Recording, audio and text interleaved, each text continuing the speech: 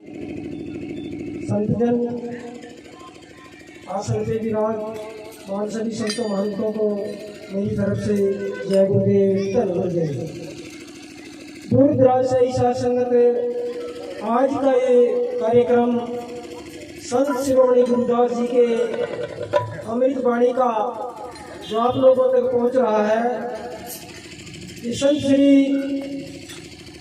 कृष्णदास जी महाराज के सुनने से आप लोगों को सुनने घूमने का मौका मिल रहा है।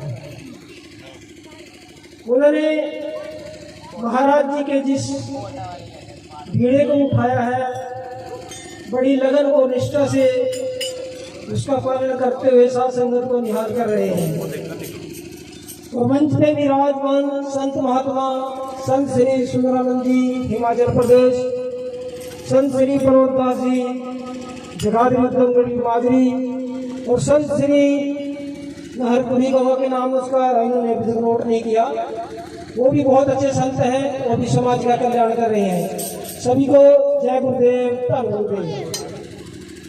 तो संचालक महोदय ने मेरा नंबर भी साथ संगत को कहने के लिए कुछ बोला है। तो आदरणीय साथ संगत जी, मैं कोई संत महात्मा नहीं हूँ जो आप लोगों को ज्ञान शिक्षा दे सकूं। यह भी संचालक महोदय का बड़प्पन है कि मुझे इस योग्य समझे कि मैं कुछ साथ संगत को बता सकता हूँ। तो सतगुरु के प्यार सत्संग जी, संत जब संसार में आते हैं वो किसी भी शेष जाति समुदाय या देश के नहीं होते हैं, तो वो सबके लिए बराबर और सबके लिए बराबर हिस्सा बराबर ज्ञान बांटते हैं। सभी संतों को बंदगी मेरी अपनी अपनी थोड़, और शब्द की पार की मेरे सरमस्तक के मोड़। गुरु मिलन को चालिए तज माया अभिमान, जो जो कदम आगे बढ़े तो टूटी यज्ञ समान। मैंने सतगुरु का नाम इसलिए लिया क्योंकि हमारे जीवन में गुरु का स्थान बहुत बड़ा है। गुरु के बिना इंसान गति नहीं पा सकता। नानक साहब ने कहा, जैसे कहते कि भी नाम तो है, लेकिन नाम कैसे होगा कि शब्दों धरती शब्दों आकाशा शब्दों शब्द भया प्रकाशा, समरी सृष्टि शब्द के आचे नानक नाम घटो प्रकाशे।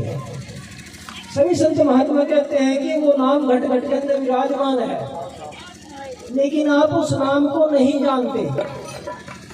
यहाँ पे हमें एक सतगुरु की जरूरत पड़ती है जो उसके भेद को जानता है कि हमारे घट के अंदर कैसे कार्य कर रहा है, कहाँ पे है वो नाम। ये तो सभी करके भीतर बैठा है, तो वो कैसे है। जो दिल माही तेल है, जो चिकमक में आग, तेरा माही तुझ में है, जाग सके तो जाग। वो परमात्मा रूपी शक्ति वो आपके भीतर है, लेकिन कैसे है कि जिस प्रकार से तेल के अंदर तिल रहता है और चकमक पत्थर के अंदर आग रहती है और किसी को दिखाई देती है, तिल के अंदर तेल दिखाई नहीं देता। तो इसी प्रकार से परमात्मा हमारे भीतर विराजमान बैठा है। तो उसको पाने की कैसे देती है वो तो गुरु ही बताते हैं। जब कोई महापुरुषों की शरण में जाता है तो सत्पुरुष उनको नाम की दीक्षा देते हैं, ज्ञान की शिक्षा देते हैं। लोग नाम कहते हैं, मैं उसको ज्ञान कहता हूँ कि गुरु गोविंद ही खड़े आगे लागू पाए, बलहारी गुरु आपने जिन गोविंद जी बताए। अब कबीर साहब कह रहे हैं कि गुरु और गोविंद वो खड़े हैं, मैं किसके चरणों की बंदगी करूं। तो कहते मैं बलहारी जाता हूँ उस गुरु को जिसने उस मालिक तक मेरे को पहुंचाया है। रामलाल जी तो गुरु का स्थान जो है वो परमात्मा से भी होता है। परमात्मा ने आपने कभी देखा नहीं है, वो दृश्य शक्ति है, लेकिन जब गुरु आपको भेद बताता है तो परमात्मा को आपको साक्षात दर्शन करवा देता है। संत महात्मा किसी विशेष समुदाय से कि नहीं होते, जैसे आज हम कहते हैं, ये मुझे दुख भी है इस बात का कि हमारे संत महात्मा महाराज जी रविदास को केवल अपना ही मानते हैं, ये हमारे समचमार समाज का नहीं बाबू, वो पूरी दुनिया का गुरु है, जिसकी रोशनी में संत महात्मा खुद भी नहाते हैं और साथ संगत को भी नहलाते हैं। वो ज्ञान गंगा थी महाराज जी रविदास और आज भी विराजमान है। तो ये कभी भूल नहीं करना। एक संत महात्मा कह रहा है, कहूँगा मैं, क्योंकि अपना अपना विचार है, अपना अपना ख्याल है, वो कुछ भी कह सकता है। जैसे कि मैं वैसे और लोग भी होंगे कि भाई शिव जी को तो काशी में गंगा थी और हमारे महाराज जी के रविदास के चरणों में गंगा है। कितनी बड़ी विडंबना है, महाराज जी के तो हीन है। हम महाराज को ये गाड़ी दे रहे हैं, संत महात्मा भी सुन रहे होंगे मेरी बात को, बैठे हुए आसपास के, उसको ध्यान दें। अरे महाराज जी जब आराधना करते तो गंगा भक्ति चली जाती थी, उसकी भक्ति में इतनी शक्ति थी, उसकी दशा नहीं। मतलब अपने आप को छोटा मत करें, महाराज जी का नाम ऊंचा करें, क्योंकि हम उस वर्ण के लोग हैं, उनकी औलाद हैं। परवर सरवर संत जन और चौथे वर्षे में परमारथ के कारण साधु ने धरी थी। परवर पेड़ पे जब फल लगता है ना, वो समाज के लिए लगता है, खुद अपने फल नहीं खाता। परवर समुद्र, नदी नाले पानी, नदी नाले समुद्र का भी अपना पानी नहीं पीता, वो लोगों की प्यास बुझाता है। और संत जन वो भी अपने ज्ञान से माध्यम से भटके हुए लोगों को वो रास्ता बताते हैं परमार्थ का, और ज्ञान से हटाकर ज्ञान के माध्यम से परमपिता परमात्मा से जोड़ देते हैं। वो संत का कार्य है। और चौथे वर्ष में जब बरसात होती है, वो किसी विशेष घर या किसी के विशेष खेत में नहीं होती, वो सबके लिए बराबर बरसता है। यही संत का स्वभाव है। तो सतगुरु की प्यारी साध संगत जी, सत्संग के अंदर हर प्रकार का प्राणी, हर प्रकार का दुखी पहुंचता है। कोई तन से दुखी है, कोई मन से दुखी है, कोई धन से दुखी है। वो आकर के संतों की शरण में इस माध्यम से नाम जरूर लेते हैं और उनको मुकाबले हो जाता है। उनकी संतुष्टि हो जाती है कि मेरे पुत्र नहीं है तो पुत्र हो गया, घर में सुख शांति नहीं है, सुख शांति, धन दौलत नहीं रहा, धन दौलत आना शुरू हो गया। लेकिन ये प्रश्न तो मैं जो गद्दी मशीन संत महात्मा है उनके लिए भी है कि मुक्ति क्या है। चौथा जो प्राणी आता है मुक्ति, कि मुक्ति मिलेगी, तो मुक्ति क्या है और मुक्ति किससे मिलेगी। अगर हम मुक्त होना चाहते हैं तो मुक्ति किससे मिलेगी और मुक्ति है क्या। ये संत महात्माओं से मेरा निवेदन है कि जब उनकी बारी आए तो इस विषय पे अवश्य प्रकाश डालें, क्योंकि मुक्ति मुक्ति कह के हजारों करोड़ों लोग ऐसे ऐसे ज्ञानियों के चुंगल में फंसे बैठे हैं। ये निकलना तो मुक्ति तो अलग, उनका जीना भी दुर्भर हो गया है। 4-5 श्रेणियों को तो मैं भी जानता हूँ महाराज, जैसे कि बाबा वदन सतगुरु बड़ा, उसके पीछे अरबों खरबों के लोग हैं, उसके चरित्र, चित्रण, विचार, आहार, 2-3 बातों पे ही जीवन चलता है। आहार क्या होता है, जो हम खाते हैं। सबसे पहले संत महात्मा यही करते हैं कि उसको आहार के बारे में कहते हैं कि आपने क्या खाना है, क्या नहीं है। मुर्गे नहीं खाने, बकरा नहीं खाना है, दारू नहीं पीनी है, तो कुछ लोग समझ जाते हैं, कुछ नहीं समझते, कुछ भी गाते रहते हैं। फिर आता है आचरण। हमारा आचरण कैसा होना चाहिए, हमें रहना कैसे चाहिए, हमारा आहार विहार क्या होना चाहिए, और लास्ट में आता है विचार क्या होना चाहिए। विचार तो तभी पलटेगा जब आप सत्संग ग्रहण करेंगे, किसी गुरु के संग लगोगे, गुरु का ज्ञान हासिल करोगे, तभी आपका विचार में परिवर्तन आएगा। वरना सड़क में खड़े होकर के, गली मोहल्ले में खड़े होकर उल्टी सीधी बातें करने, ये कोई सत्संग नहीं होता। सत्संग बड़े दुर्लभ से और अच्छे भाग से मिलता है, संतों के दर्शन उससे भी अच्छे भाग से मिलते हैं।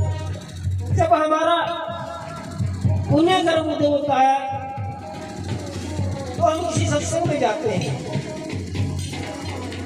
उस सत्संग में जाने के बाद अगर फिर अच्छा कोई कर्म बढ़ता है, कोई संत महात्मा में मिलता है, सत्य का ज्ञान करने के बाद तो सत्य मार्ग पर चल देते हैं। जिस प्रकार से मैं अब ये लेक्चर दे रहा हूँ, लेक्चर नहीं कहूँगा क्योंकि सत्संग तो हो नहीं सकता मेरे मुख से, क्योंकि सत्संग बहुत दूर की बात है। तो वो संत महात्मा समझा रहा है कि भाई दारू नहीं पीनी चाहिए,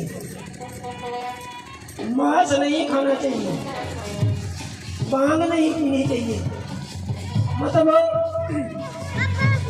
नशों के बारे में बता रहा था कि नशे विषय नहीं करने चाहिए। तो 5 साल तुमने पीछे बैठे थे तो बोले यार ये बाप खुद भागड़ है, ये तो बेकार है, चलो उठ के चलते हैं। तो वापस चलने को है तो संत बोला कि भाई शराब पीनी चाहिए, जैसे कि दिवाली है, होली है, तो शराब पीने से कोई दिक्कत नहीं है। और भाई दिवाली के दिन जुआ भी खेल लेना चाहिए, कोई परेशानी नहीं है, और वो भी नशे कर सकते हो, कोई बात नहीं। बंदे वापस बैठ गया, कहने लगे पापा फिर भी ठीक ही है, कोई ऐसी बात नहीं है। तो जैसे उसने अपनी सारी बातें सत्संग समझने के स्वरूप रखी, अपनी बात कही और समझाई। तो जब महात्मा जी गद्दी से करके जाने लगे, सत्संग समाप्त हुआ, तो वो चारों उसके पास आए। नहीं पापा जी आपने तो आज रोक काट दिया सारा का सारा। कैसे जी? कभी शराब पी सका? तो भाई शराब पी तो सका, लेकिन शराब पीने वाला कभी बूढ़ा नहीं होता। कह रहे जी तो उससे भी अच्छी बात है, शराब क्या करेंगे, शराब पीने वाला बूढ़ा ही नहीं होता। कह रहे जी अच्छा, बूढ़ा क्यों नहीं होता जी? कह रहे वो बुढ़ापे तक जाने के नहीं, जवानी में मर जाएगा मेरे भाई। बात तो ठीक है, मैं आज के बाद शराब नहीं पीऊंगा। दूसरा भांग पीने वाला, भांग पीने वाला कभी चोरी नहीं हो सकती घर में ना, कुत्ता नहीं काट सकता। कह रहे जी क्यों? कह जब तक वो भांग पीने का 6 महीने 2 साल, उसके बाद उसकी कमर झुक जाएगी और उसको चले नहीं जाने का, फिर लाठी रखा हुआ, कुत्ता अपने आप ही उड़ाने का। कह रहा बाबा जी हो गया काम, झुक गया। कह रहा भाई जो जुआ खेलता है उसके घर में कभी चोरी नहीं होगी। कह रहे बाबा जी कैसे? के बेटे जुए में पहले तो घर बेचेगा, फिर जमीन बेचेगा, फिर बच्चन बेचेगा, तो चोर का तेरा सत्संग करना वाला, तेरे को समाधि कुछ नहीं होने का भाई। तो उस महात्मा ने अपने माध्यम से उस दिन 4 बंदों का कल्याण कर दिया। उन्होंने जीवन में शिक्षा देने के हम कभी ये काम नहीं करेंगे। तो भाई बहुत कह दिया, अब मैं अपने संसार से कहूँगा तो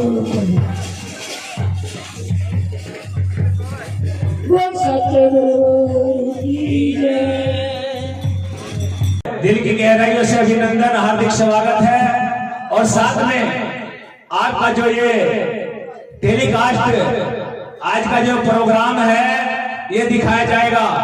भाई संदीप दास जी, ये भी हरियाणा से ही है, दयालगढ़ यमुनानगर जिले से। और आप इसको अपने चैनल पे घर बैठे भी देख सकते हैं, यूट्यूब चैनल पे भाई संदीप दास जी के नाम से ये चैनल है। तो गुरु प्यारी साध संगत A to Z जितना भी आज का ये भव्य प्रोग्राम है, आप घर पे 1-2 दिन में डाल दिया जाएगा। आप अपने घर पे भी इस प्रोग्राम को पूरा देख सकते हैं। तो सभी का बहुत बहुत हार्दिक अभिनंदन, स्वागत है। तो सभी दोनों हाथ उठाकर जय घोष करेंगे। बोले सद्गुरु दास महाराज